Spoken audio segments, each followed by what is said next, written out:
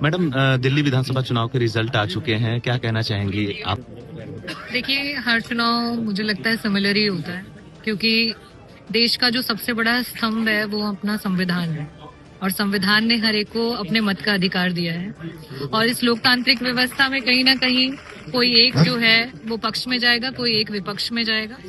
और अगर इंडिया गठबंधन तो नहीं कह सकते, लेकिन समाजवादी पार्टी का पूर्ण समर्थन जो है वो रहा केजरीवाल जी के साथ। और अगर वो दिल्ली में विपक्ष में बैठेंगे तो मुझे उम्मीद है कि बहुत सारी जो सवाल जिन पे बीजेपी हमेशा उनकी सरकारों पे थोपती आई है, उन पे अब बीजेपी को जवाब देना पड़ेगा, जनता को जवाब देना पड़ेगा। मैडम, जिस तरीके से आप लोग चुनाव आयोग पर सवाल उठा रहे थे, ईवीएम पे सवाल उठाए, तो कहीं न कहीं वो सवाल अभी बरकरार रहेगा आप लोगों की तरफ से? मैं आप लोगों का आभार व्यक्त करना चाहूंगी, क्योंकि जिस तरीके से मिल्कीपुर चुनाव में आपके मीडिया बंधुओं के द्वारा ये सामने आया है कि एक व्यक्ति के द्वारा, वो भी वृद्ध अवस्था के जो व्यक्ति हैं उनके द्वारा इतने फर्जी वोट डाले गए, तो ये तो सिर्फ एक प्रकरण है जो सामने आया है। ना जाने ऐसी बहुत सारी चीजें हैं जो उजागर होनी बाकी है। और कहीं ना कहीं निष्क्रिय तरीके से चुनाव आयोग ने काम किया है, एक तरफा होकर के काम किया है, जिसकी वजह से लोकतांत्रिक व्यवस्था को ठेस पहुंच रही है। और आगे उम्मीद है कि लोकतांत्रिक व्यवस्था को मजबूत करने के लिए देश का प्रत्येक व्यक्ति काम करेगा। मैडम, अभी आप लोग ने कुछ दिन पहले संसद में भी विरोध किया था इस चीज का।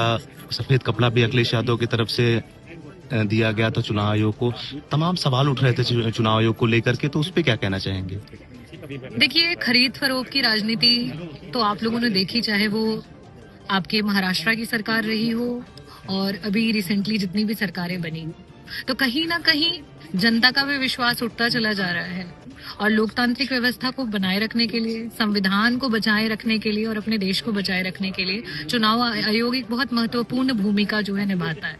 और जब वो भूमिका छलनी होती दिखती है, जब चुनाव आयोग कहीं ना कहीं लिप्त दिखाई देता है, तो बतौर विपक्ष हम हमेशा आवाज उठाएंगे और हमेशा इस बात को उन्हें याद दिलाएंगे। देखिए, ये तो उनका पर्सनल पर्सपेक्ट है, उनका आपके साथ क्या संबंध रहा, किस वजह से टकराव हुआ, किस वजह से बिखराव हुआ और किस बेसिस पे वो ये सारे कमेंट्स करते हैं, उसका जो अंदरूनी मामला है वो सिर्फ वही व्यक्त कर सकते हैं और बता सकते हैं।